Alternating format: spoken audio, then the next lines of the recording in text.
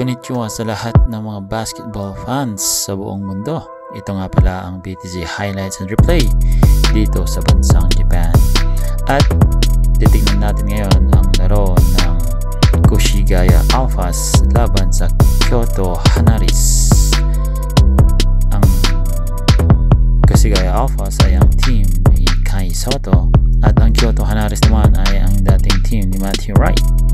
So ngayon titingnan natin ang buong highlights ng laban nito. Ating pong panoorin. Maraming salamat.